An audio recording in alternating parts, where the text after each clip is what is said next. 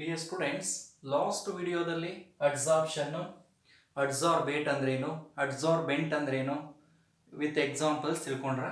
Okay, next concept is ಡಿಸಾರ್ಪ್ಷನ್.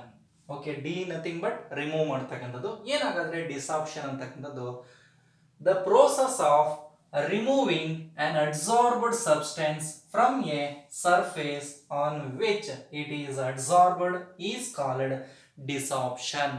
Okay, ಹಾಗಾದ್ರೆ desorption nothing but the process of removing an adsorbed substance from a surface on which it is adsorbed is called ಡಿಸಾರ್ಪ್ಷನ್ ಅಂತ ಹೇಳ್ತೀವಿ. For example ನೋಡಿ, ಈಗ ಯಾವುದೋ ಒಂದು molecular species collect ಆಗಿರುತ್ತೆ. Collect ಆಗಿರೋದನ್ನ ನಾವೇನ್ ಮಾಡ್ತೀವಿ, ಡಿಸಾಲ್ವ್ ಮಾಡ್ತೀವಿ. ಹಾಗಾದ್ರೆ ಈ ಡಿಸಾಲ್ವ್ ಮಾಡ್ಬೇಕು ಅಂದ್ರೆ ಕಲೆಕ್ಟ್ ಆಗಿರೋದನ್ನ ನಾವೇನ್ ಮಾಡ್ತಕ್ಕಂಥದ್ದಪ್ಪ, ರಿಮೂವ್ ಮಾಡ್ತಕ್ಕಂಥದ್ದು. ಹಾಗಾದ್ರೆ ಹೇಗೆ ನಾವು ರಿಮೂವ್ ಮಾಡ್ಬೋದಪ್ಪ ಅಂದ್ರೆ ಬೈ ಅಪ್ಲೈಯಿಂಗ್ ಪ್ರೆಷರ್. ಈಗ ಯಾವುದೋ ಒಂದು ಮಾಲಿಕ್ಯುಲರ್ ಸ್ಪೀಶೀಸ್ ಓಕೆ ತುಂಬಾ ಕಡಿಮೆ ಪ್ರೆಷರ್ ಕೊಟ್ಟಾಗ ನೋಡ್ಕೊಳ್ಳಿ, ಅರ್ಥ ಆಗ್ತಿದ್ಯಾ? ಹಾಗಾದ್ರೆ ಈ ಕಡಿಮೆ ಪ್ರೆಷರ್ ಇದೆ ಅಂತಂದ್ರೆ ಕಲೆಕ್ಟ್ ಆಗ್ತಕ್ಕಂಥ ಸ್ಲೋ ಆಗಿರುತ್ತೆ. ಈ ಪ್ರೆಷರ್ ಜಾಸ್ತಿ ಕೊಟ್ಟಿದ್ದೀರಾ ಅಂತ ಅಂದ್ರೆ ಏನಾಗುತ್ತೆ, ಜಾಸ್ತಿ ಕಲೆಕ್ಟ್ ಆಗುತ್ತೆ. ಮತ್ತೆ ಈ ಕಲೆಕ್ಟ್ ಆಗಿರೋದನ್ನ ನಾವು ರಿಮೂವ್ ಮಾಡಬೇಕು. ಕಲೆಕ್ಟ್ ಆಗಿರೋದನ್ನ ರಿಮೂವ್ ಮಾಡೋದು ಯಾವ ರೀತಿ ರಿಮೂವ್ ಮಾಡ್ಬೋದಪ್ಪ ಅಂದ್ರೆ ಸ್ವಲ್ಪ ಬೆಂಕಿ ಅಂದ್ರೆ ಸ್ವಲ್ಪ ಹೀಟ್ ಕೊಡ್ತಕ್ಕಂಥದ್ದು. ಹೀಟ್ ಕೊಟ್ಟಾಗ ಏನಾಗುತ್ತೆ, ಡಿಸಾರ್ಬ್ ಅಂತ ಅಂದ್ರೆ ಕಲೆಕ್ಟ್ ಆಗಿರೋವೆಲ್ಲ ಆಚೆ ಬರುತ್ತೆ. ಫಾರ್ ಎಕ್ಸಾಂಪಲ್ ನೀವು ಹನಿ ಕೋಮ್ ಅಂತ ನೋಡಿದ್ರಿ, ನೋಡಿ ಜೇನ್ ಗೂಡ್ ನೋಡಿದಿರ. ಜೇನ್ ಗೂಡು ಆ ಜೇನ್ ಗೂಡ್ ಅಂತಕ್ಕಂಥದ್ದು ಏನಾಗಿರುತ್ತೆ, ಆ ಒಂದು ಸ್ಟ್ರಕ್ಚರ್ ಏನಿದೆ ನೋಡಿ, ಅದು ಅಡ್ಸಾರ್ಬೆಂಟ್. ಆ ಹುಳುಗಳು ಏನಿದೆ ಅವು ಅಡ್ಸಾರ್ಬೆಂಟ್ ಅಂತಕ್ಕಂಥದ್ದು.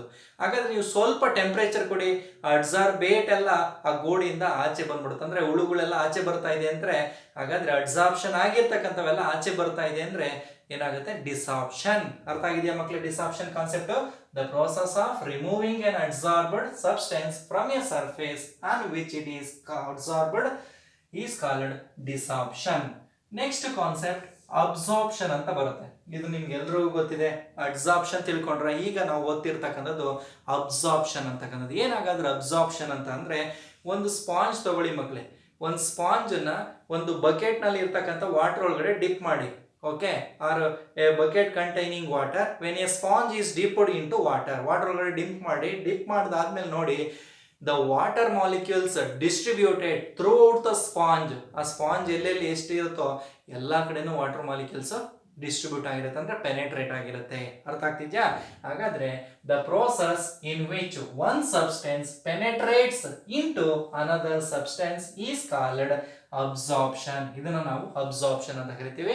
ಇದಕ್ಕೆ ಎಕ್ಸಾಂಪಲ್ ಕೊಡೋದಾದ್ರೆ, when a sponge dipped in, sponge ಅನ್ನ ನಾವು ಏನ್ರೊಳಗಡೆ ಡಿಪ್ ಮಾಡ್ತಿದೀವಿ, dipped in water. Sponge dipped in water ಒಳಗಡೆ ಡಿಪ್ ಮಾಡ್ತಾ ಇದೀವಿ ಅಂದ್ರೆ ಏನಕ್ಕೆ ಎಕ್ಸಾಂಪಲ್ ಆಗ್ತಾ ಇದೆ, ಅಬ್ಸಾರ್ಪ್ಷನ್ಗೆ ಎಕ್ಸಾಂಪಲ್ ಆಗುತ್ತೆ.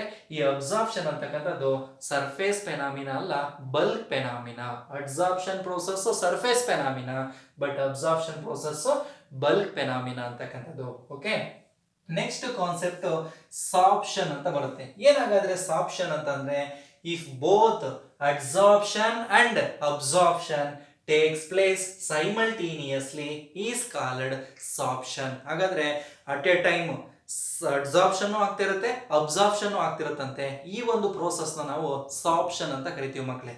Okay, if both adsorption and absorption simultaneously occurs during the chemical reaction is called sorption. ಅದಕ್ಕೆ example ಕೊಡೋದಾದ್ರೆ, certain dyes nothing but colored substance. Certain dyes get adsorbed as well as absorbed on the fibers.